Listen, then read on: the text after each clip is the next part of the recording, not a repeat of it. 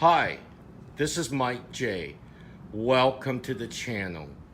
What I want to talk about right now is a perspective on the Camaro and the Mustang as far as which is a better car. Well, I have along here a YouTuber friend of mine that happened to come in from Oklahoma to visit, and he actually drove both of these cars, and his channel is erboi with the S as a dollar sign. Go check out his channel.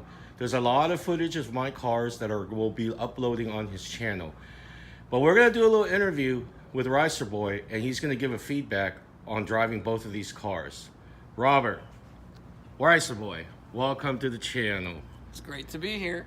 So, you drove both of these cars, filmed these cars, and took some awesome shots of these cars. Of course, I don't have your filmography expertise. I just shoot from a camera phone and upload. So go ahead and give me your perspective. Start with the Mustang. All right. So the Mustang was the car that I drove here first when I got here, because the Mustang is definitely probably the easier car of these two to drive if you've never driven something V8 rear-wheel drive and a lot of horsepower before. And when it came to the Mustang, I have to say that personally, Mustang's always been more of a grand tourer to me. And when I drove it, I got that impression. Because here's the thing, you know, the torque in this car doesn't punch you. The power just comes on at the top end. The steering, it felt like a little sort of iffy because there's some good road feel, but the steering wheel itself was too big. And the other thing that I noticed is that the brakes were definitely very touchy on this car. So it was a fun car to drive, but the suspension was softer. The tires are all seasons, which definitely goes against it for this sort of climate. And I felt pretty good about it, but as a sports car, it didn't really stir my insides. Well, so do you think a performance package properly equipped with a 10-speed auto will make this car more highly performance oriented compared to a Camaro? Well, one thing that I will say about it is that this Mustang does have some things going against it, because since it's a 2016, it has the 6-speed automatic, and I know the first thing that people are going to say is that that's the thing that's really going against it. However, I think that even with the 10-speed and with an exhaust, I feel like the biggest thing that goes against the Mustang are the tires and the suspension. If there's a way that we could get some better suspension in it, like of course people are going to talk about the GT350, that will definitely help it. However, I can't help but feel that this car is made to be more palatable for people who don't, really drive sports cars and don't mind something that's not completely practical for daily use. See, here's the thing. It's not really a fair comparison because we are taking a look at a car that's 3 years of age. But see, this is the thing. This Mustang here is a 16.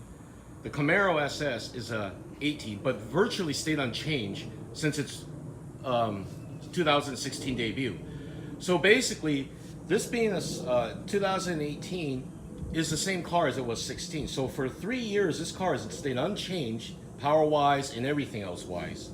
And so basically, what this car cost me, folks, is I paid $33,000 for this GT in 16. The sticker was $36,000. The Camaro SS was $41,000. I paid $33,000. Same amount of money for both of these cars. 3 years later, I was able to buy this car, the Camaro SS, for the same price as the Mustang. And to get the Mustang to perform and handle and feeling wise to equal this car right here as a base model, you would have to spend what? A couple $1,000? Suspension upgrade, maybe tires? And therefore, why not just pick up one of these Camaro SS's? This is an SS1, and it's really got everything you really need on it, but the dual mode exhaust is a must. So your feedback on driving the Camaro, I know you got some excellent drive-by footages, and you were grinning with a smile when I was filming in the car. Well, that's a really good observation, because just today was the first time that I drove this Chevy Camaro SS. And I have to say that personally, for me, as someone who likes sports cars, who doesn't care about ride quality or the really bad visibility, I prefer the Camaro. The 8-speed is quick, and the second that you put the throttle down, it downshifts. The exhaust, you can actually hear it, unlike this car. And when it comes to the torque, it's just available at any rev range, at any area in the rev range. So if you punch it, you get that nice gut feeling that puts you back in your seat.